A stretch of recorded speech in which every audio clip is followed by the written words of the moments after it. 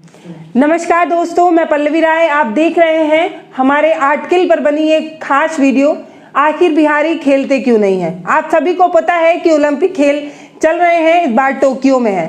भारत के 122 खिलाड़ी खेल भी रहे हैं। कोरोना ने यूं तो ओलंपिक खेल का मजा किरकिरा किया है, लेकिन फिर भी भारत की जनता अपने खिलाड़ियों के स्टेज प्रदर्शन की उम्मीद कर रही हैं और ये तमन्ना भी कर रही हैं कि हर एक खिलाड़ी बेहतर प्रदर्शन देगा। ये उम्मीद करेंगी ही। हम सब भारत के नागरिक ये चाहते हैं कि भारत का नाम रोशन हो। अब जरा ये जान लेते हैं कि कौन से राज्य के कितने खिलाड़ी इस बार खेल रहे हैं। पहले नंबर पर और सबसे अधिक खिलाड़ी 30 खिलाड़ी हरियाणा से हैं। दूसरे नंबर पर 16 खिलाड़ी पंजाब से हैं। वहीं तीसरे नंबर पर 12 खिलाड़ी तमिलनाडु से हैं।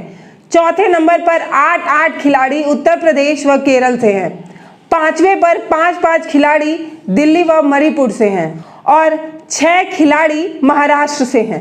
सबको पता है कि बिहार देश ज्ञान की राजधानी के रूप में प्रसिद्ध है, लेकिन बिहार खेलता क्यों नहीं है और कब खेलेगा, सवाल ये है।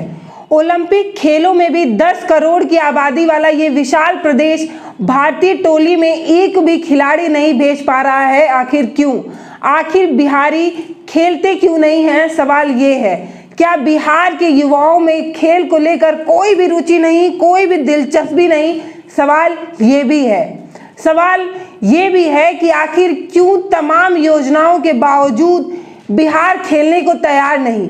इतनी योजनाओं के बावजूद खेल दिन प्रतिदिन मरता क्यों जा रहा है? इसे दिन प्रतिदिन मरने पर क्यों छोड़ दिया जा रहा है? सवाल ये भी है। अगर बिहारियों से क्रिकेट संसार से लेकर टेनिस, फुटबॉल या अन्य किसी खेलों पर एक लंबी बहस की जाए तो वो इस बहस को कर सकने के सक्षम है। खेल की दुनिया के हर एक कल्चर के बारे में इसको बखूबी पता है। पूरी तरीके से सक्षम होने के बावजूद आखिर खेलना क्यों नहीं चाहते?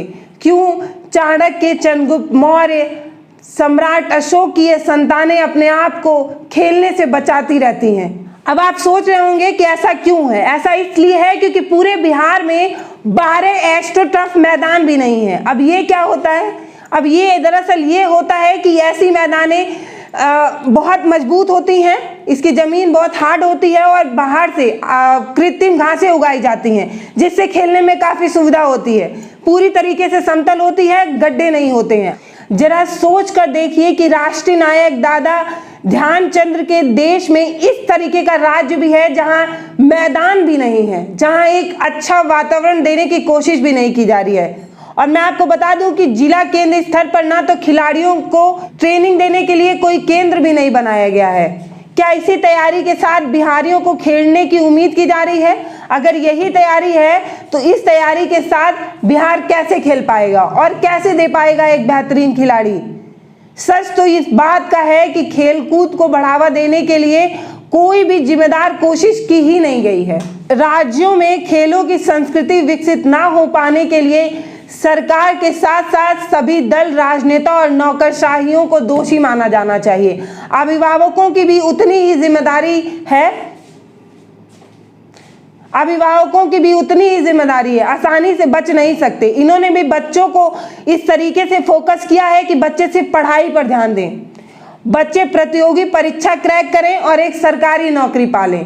अगर खेलों की संस्कृति विकसित की जाए तो संसाधन मायने नहीं रखते हैं। लोगों की सोच होनी चाहिए कि बच्चों को खेल के प्रति आगे बढ़ाना है।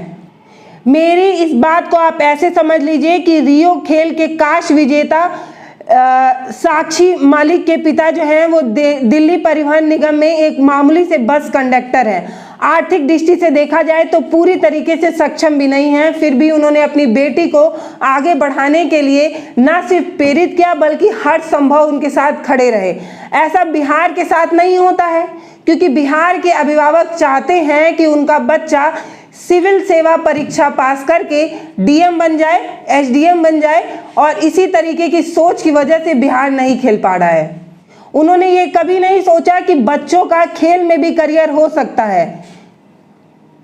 इसलिए भी बिहार की तमाम नीतियों के बावजूद भी बिहार खिलाड़ी नहीं दे पा रहा है। जितना प्रोत्साहन देना चाहिए सरकारें उतना प्रोत्साहन भी नहीं दे रही हैं। जरूरत एक पुनर्विचार की है, एक बेहतर प्रयास की है। अगर इस तरीके से प्रयास किया जाए तो मैं उम्मीद करती हूं कि बिहार एक दिन जरूर खेलेगा और बेहतरीन खिलाड़ी देगा। आप इस बारे में क्या सोचते हैं मुझे कमेंट बॉक्स में लिखकर जरूर बताइएगा। नमस्कार, मैं पल्लवी राय, आप देख रहे हैं भारत एक नई सोच।